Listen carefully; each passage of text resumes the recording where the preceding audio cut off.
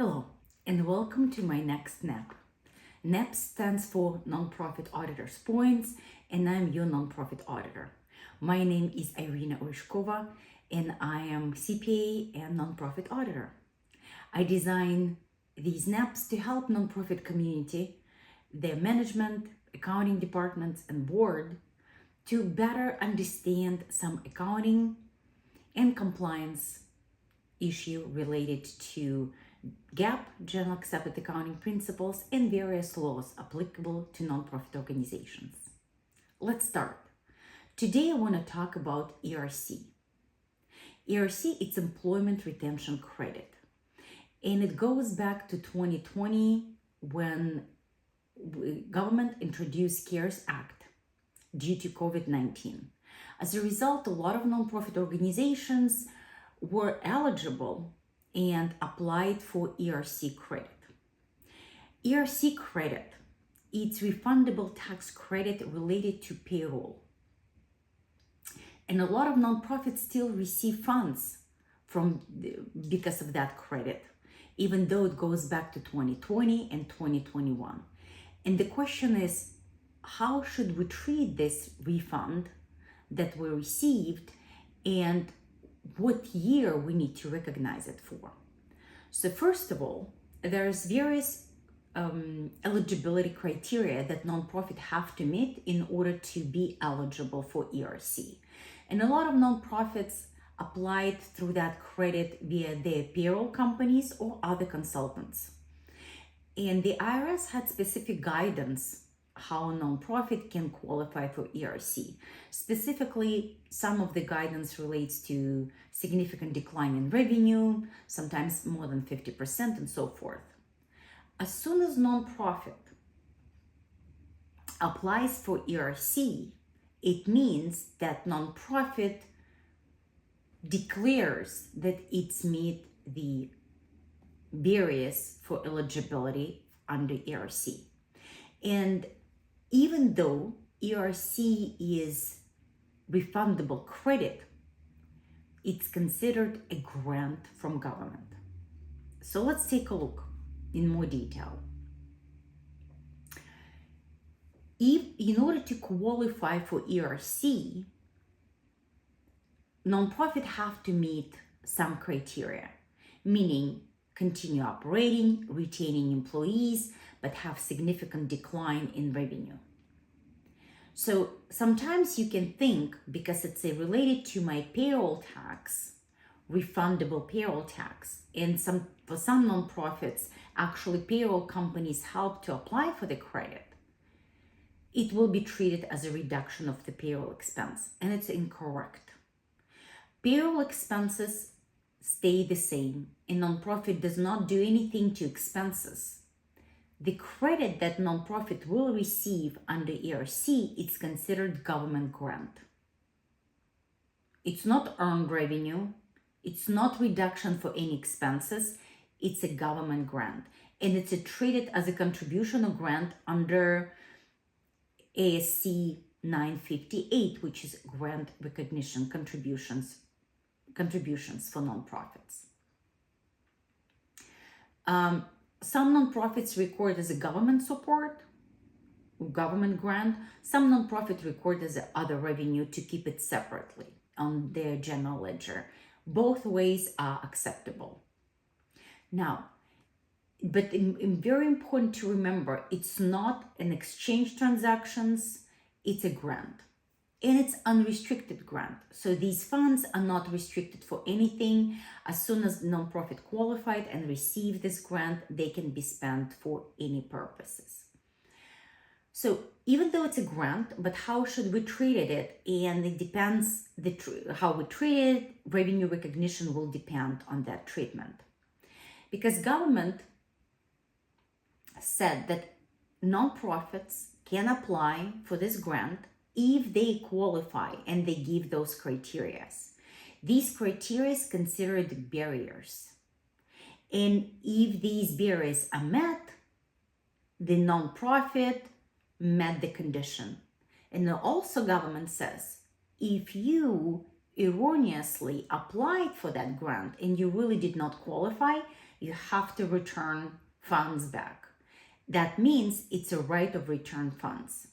If you remember from my previous videos, it's a definition of conditional grant. Conditional grant, it's a grant that has conditions that consists of two prongs: barrier and right of return the funds. In this way, ERC, it's a conditional grant because it has a condition that consists of barriers. You need to qualify for all these criteria, and if you don't qualify, you have to return funds back to government. So meaning that nonprofit meet the condition as soon as nonprofit applies for grants, for the ERC credit. So as soon as nonprofit applies for the credit, condition is met and it becomes a revenue. Very critically, nonprofit should not record ERC as revenue when the funds received. Nonprofit needs to record it as a revenue as soon as it applies for ERC. So it will be receivable, grant receivable, and it will be government grant revenue. So you will debit grant receivable and credit government grant as soon as nonprofit applies for ERC, because at that moment nonprofit met qualification and met the conditions. Sometimes we do hear from nonprofits that do say that the fact that they will receive credit is uncertain, that it might take a while, and they're not sure if they truly qualify. What I would respond to the following: first of all, nonprofits should not apply for ERC credit if they're not qualified. Application should be correct and true. Therefore, if nonprofit apply for the credit, it means that it expects to receive it. Number two, fact that the IRS pays the credit a little bit slower than before, it does not eliminate the fact that under accrual method of accounting for grant recognition, revenue needs to be recognized as soon as it's unconditionally promised.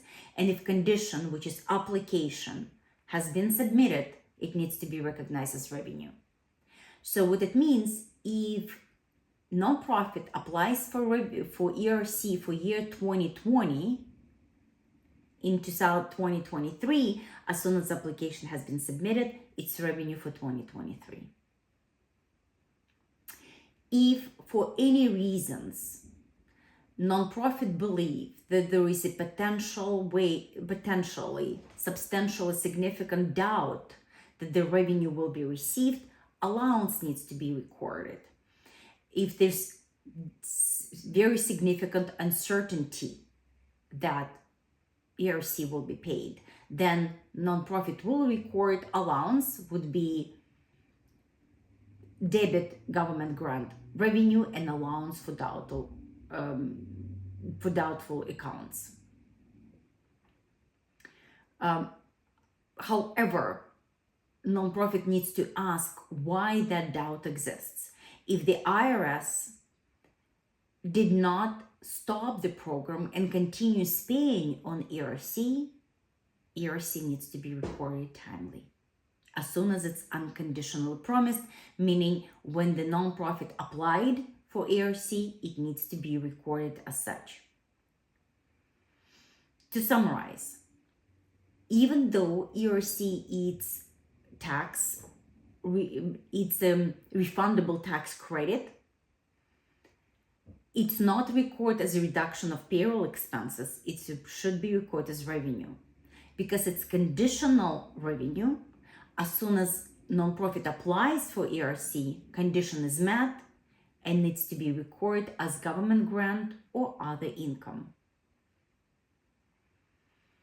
Journal entries: as soon as nonprofit applies for ERC, it has to debit accounts receivable, pledges receivable, and credit government grant, and needs to pay attention to receivable. As soon as ERC is received, a receivable will be decreased and cash will be recorded. And that's the proper recording of revenue under employee retention credit.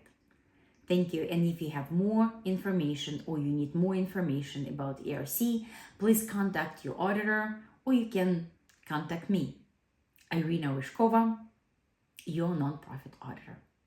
Looking forward to see you next time.